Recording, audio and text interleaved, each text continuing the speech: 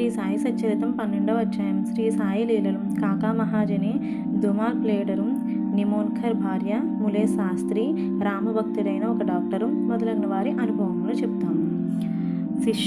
శిష్టులను రక్షించుటకు, దుష్టులను శిక్షించుటకు భగవంతుడు అవతరించునని సంగతి పూర్వం అధ్యాయంలో తెలుసుకున్నాము. కానీ సద్గురుమూర్తుల కర్తవ్యం దానికి భిన్నమైనది. వారు మంచివాడును చెడ్డవాడును ఒకటే. వారు దుర్మార్గమును కనికరించి వారిని సన్మార్గమును ప్రవర్తించినట్లు చేసేదరు. భగవత్ సాగరమును హరించుటకు వారు అగస్తుల వంటి వారు. అజ్ఞానమనే చీకటి నశింపచేయుటకు వారు సూర్యుడి వంటి వారు. భగవంతుడు యోగుల హృదయంను నివసించును. వాస్తవమున వారు భగవంతుని కంటే వేరు కాదు. సద్గురు శ్రేష్ఠుడైన శ్రీ సాయిబాబా భక్తుల క్షేమం కొరకు అవతరించి జ్ఞానంలో ఉత్తీర్ణులై దేవీ తేజస్సుతో ప్రకాశించుచు వారు అందరినీ సమానముగా ప్రేమించుడు వారు. వారికి దేనియందు అభిమానం లేకుండాను. శత్రువులు, మిత్రులు, రాజులు, ఫకీరులు అందరూ వారికి సమానమే. వారి పరాక్రమమును వినుడు. భక్తుల కొరకు తమ పుణ్యమునంతయు వ్యయపరిచి ఎప్పుడూ వారి సహాయము చేసుటకు సిద్ధముగా నుండువారు. వారికి ఇచ్చా లేనిచో భక్తులు వారి వద్దకు రాలేకుండిరి. వారు వంతు రానిదే వారు బాబాను స్మరించువారు కారు. వారి లీలలు ఎరుగుట కూడా తటస్థించదు. మరి అట్టి వారికి బాబాను దర్శించుకొనవలనని బుద్ధి ఎట్లు పుట్టెను? కొందరు బాబాను దర్శింపవలననుకునిరి. కానీ బాబా మహాసమాధి చెందు లోపల వారికి అవకాశం కలగలేదు. బాబాను దర్శించవలనని కోరిక గలవారు అనేకులున్నారు. కానీ వారి కోరికలు నెరవేరలేదు. అట్టి వారి విశ్వాసంతో బాబా లీలను వినినచో దర్శనం వల్ల కలుగు సంతుష్టి పొందెదరు. కొందరు దుష్టవశమున వారి దర్శనం కొందరు అదృష్టవంశమున వారి దర్శనం చేసుకొనను. బాబా సన్నిధిలో ఉండవలనని అనుకొనినం. అచట ఉండలేకుండిరి. ఎవరునూ తమ ఇష్టానుసారం షిరిడీ లేకపోలేకుండిరి. అచట ఉండుటకు ప్రయత్నించినను ఉండలేకుండిరి. బాబా ఆజ్ఞ ఎంతవరకు గలదో అంతవరకే వారు షిరిడీలో ఉండగలిగిరి. బాబా బొమ్మలను వెంటనే షిరిడీ విడవలసిందని వచ్చుచుండెను. కాబట్టి సర్వము బాబా ఇష్టంపైనే ఆధారపడి ఉండెను. కాకా మహాజని. ఒకప్పుడు బొంబాయి నుండి కాకా మహాజని షిరిడికి పోయాను. అచటొక వారం రోజులుండి గోకులాష్టమోత్సవం చూడవలననుకునేను. బాబాను దర్శించిన వెంటనే అతనితో బాబా ఇట్లనిరి, ఎప్పుడు తిరిగి ఇంటికి పోయేదవు? ఈ ప్రశ్న మహాజని ఆశ్చర్యపడెను. కానీ ఏదో జవాబు ఇయ్యవలను కదా. బాబా ఆజ్ఞ ఎప్పుడైనప్పుడే పోయేదని కాకా జవాబిచ్చాను. అందులోకి బాబా ఇట్లనను, రేపు పొమ్ము. బాబా ఆజ్ఞ అనుల్లంఘనీయము కావునట్లే చేయవలసిందని వచ్చాను. అచుటచే ఆ మరుసటి దినమే కాకా మహాజని షిరిడీ విడిచాను. బొంబాయిలో తన ఆఫీసుకు పోగానే వారి యజమాని వారి కొరకి కనిపెట్టుకుని ఉన్నట్లు తెలిసాను. ఆఫీస్ మేనేజర్ హఠాత్తుగా జబ్బుపడెను. కావున కాకా మహాజని ఆఫీసులో ఉండవలసిన అవసరం ఏర్పడెను. ఈ విషయమై యజమాని షిరిడీలో ఉన్న కాకా మహాజని యొక్క ఉత్తరం కూడా వ్రాసాను. అది కొన్ని రోజుల తర్వాత తిరుగు టపాలో బొంబాయిలో చేరినది. బాబు సాహెబ్ దుమాల్. పైదానికి భిన్నమగు కథను ఇప్పుడు వినుడు. లీడర్తో వృత్తిలో నుండిన బాబు సాహెబ్ దుమాల్ ఒకసారి కోర్టు పనిపై నిఫాట్ పోవచుండెను. దారిలో దిగి షిరిడీకి పోయాను. బాబా దర్శనం చేసుకుని వెంటనే నిఫాట్ పోవ సెలవు కోరాను. కానీ బాబా అనుజ్ఞ ఇవ్వలేదు. షిరిడీలో ఇంకొక వారం ఉండినట్లు చేశాను. ఆ తర్వాత అతడు బాబా వద్దకు సెలవు పొంది నిఫాట్ చేరగా అక్కడి మెజిస్ట్రేట్కు కడుపు నొప్పి వచ్చి కేసు వాయిదా పడినని తెలిసాను. తర్వాత కేసు విచారణ కొన్ని నెలల వరకు సాగెను. 4 మెజిస్ట్రేట్లు దాన్ని విచారించిరి. తొట్టతొడకు దుమాల్ దాన్ని గెలిచాను. అతని కక్షిదారు విడుదలయ్యెను. నిమోన్కర్ భార్య. నిమోన్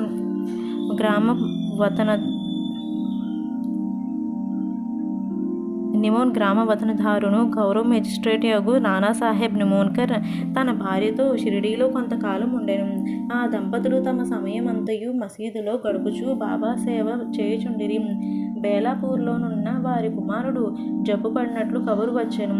బేలాపూర్ పోయి తన కుమారుని అక్కడున్న తమ బంధువులను చూచి ఇక్కడ కొన్ని దినం ఉండవలనని తల్లి అనుకొనెను.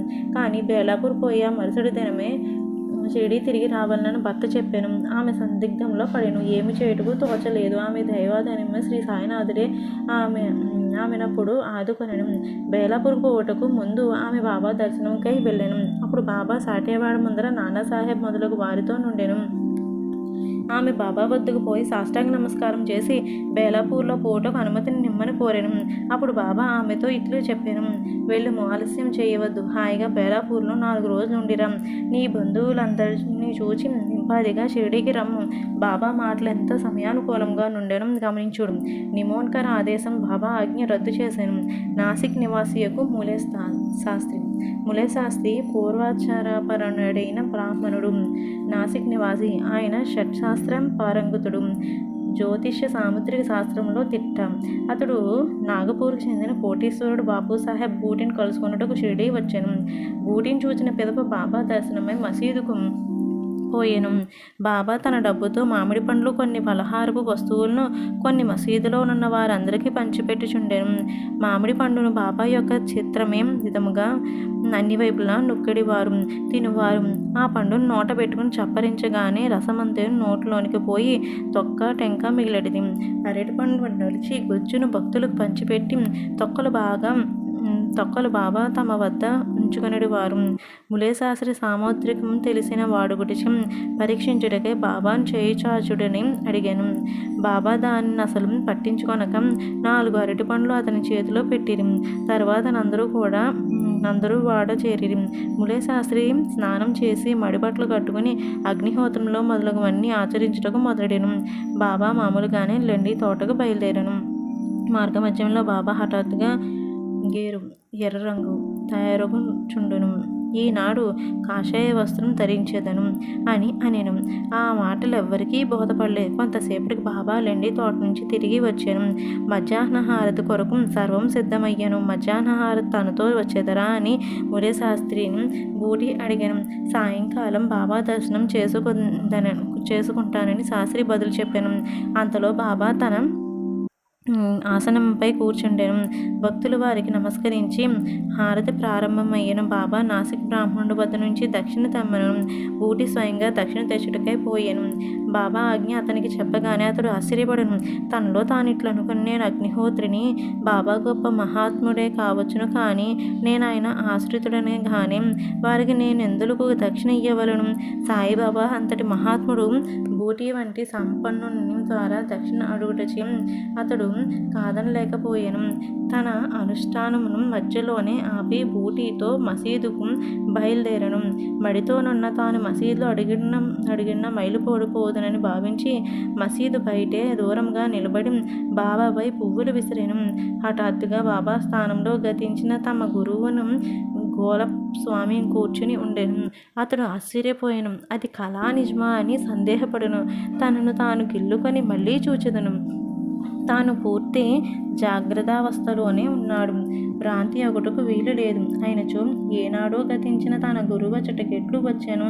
అతనికి మాట రాకుండేను. తుదకు సందిగ్ధములన్నీ విడిచిపెట్టి మసీదులో ప్రవేశించి తన గురువును పాదములపై పడి లేచి చేతులు జోడించి నిలవబడెను. తక్కిన వారందరూ బాబాహారతి పాడుచుండగా ములే శాస్త్రి తన గురునామమును ఉచ్చరించుచుండెను. తాను అగ్రకులమునకు చెందినవాడను, పవిత్రుడను అని అభిజ్ఞాతమును వదిలిపెట్టి తన గురుని పాదములపై పడి సాష్టాంగ నమస్కారం ఉనర్చి కండ్లు మూసుకొనెను. లేచి కండ్లు తెరిచి చూచుచరికి వారిని దక్షిణ అడుగుచు సాయిబాబా కాన్పించిన. బాబా వారి ఆనంద రూపమును ఊహకందనిది వారి శక్తిని చూచి ములే శాస్త్రి మైమరిచెను. మిక్కిలి సంతృష్టి చెందెను. అతని నేత్రములు సంతోష బాష్పములచే నిండెను. మనస్ఫూర్తిగా బాబాకు తిరిగి నమస్కరించి దక్షిణ నొసంగెను. తన సందేహం తీరినదనియు తనకు గురుదర్శనమైనదనియు చెప్పెను. బాబా యొక్క ఆ ఆశ్చర్యకరమైన లీలను గాంచిన వారందరూ అచ్చరు వందిరి. గేరుతెండు కాషాయ వస్త్రములు ధరించదనని అంతకు ముందు బాబా పలికిన మాటలకు అర్థం అప్పుడు వారు గ్రహించిరి. సాయి యొక్క లీలలు ఆశ్చర్యకరములు. రామభక్తుడైన డాక్టర్. ఒకనొక మామల్తాదారు తన స్నేహితుడు డాక్టర్తో కలిసి షిరిడీ వచ్చాను. షిరిడీ బయలుదేరటకు ముందు తన మిత్రునితో ఆ డాక్టర్ తన ఆరాధ్య దైవం శ్రీరాముడనియు తాను షిరిడీకి పోయి ఒక మహమ్మదీయునికి నమస్కరించి నమస్కరించుట లేదని చెప్పాను. అక్కడ షిరిడీలో బాబాకు నమస్కరించినని ఎవ్వరూ బలవంతం పెట్టరనియు, కలిసి సరదాగా గడుపుటకు తనతో రావాలనని మమల్తాదారు కోరెను. దానికి ఆ డాక్టర్ సమ్మతించెను. షిరిడీ చేరి బాబాను చూచుటకు వారు మసీదుకు పోయిరి. అందరికంటే ముందు ఆ డాక్టర్ బాబాకు నమస్కరించి చూచి అందరూ ఆశ్చర్యపడిరి.